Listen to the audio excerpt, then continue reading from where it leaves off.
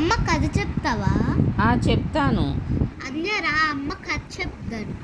సరే అమ్మ, ఏం కదా? సందేహం. కథ పేరు సందేహం.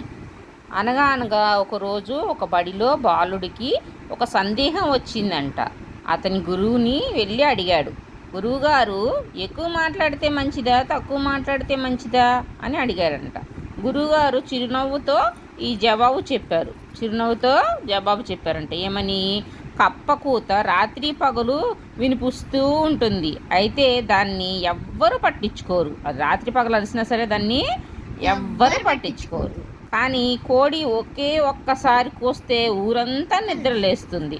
పొద్దున్నే కోడి కుయ్యంగానే ఏమవుతుంది, అందరూ తెల్లారిపోయిందని లేచిపోతారు. అవునా? అలాగే దీనివల్ల అర్థమైంది ఏమిటంటే, ఎక్కువ మాట్లాడి ప్రయోజనం లేదు. మాట్లాడేది ఒక్క మాట అయినా అది సరైన సమయంలో మాట్లాడితే అందరూ వింటారు. అర్థమైందా?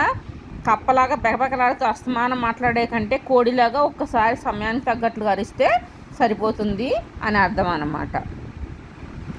అమ్మ, ఈ కథ నీతేంటి? కప్పలాగా ఎక్కువ మాట్లాడే కంటే కోడిలాగా ఒక్కసారి మంచి మాట మాట్లాడితే మంచిది అని అర్థం. అలా ఈ కథలోని ఆ బాలుడికి సందేహం తీరి కుర్రవాడు సంతోషంగా వెళ్ళాడంట. సరే అమ్మ, కథ బాగుంది.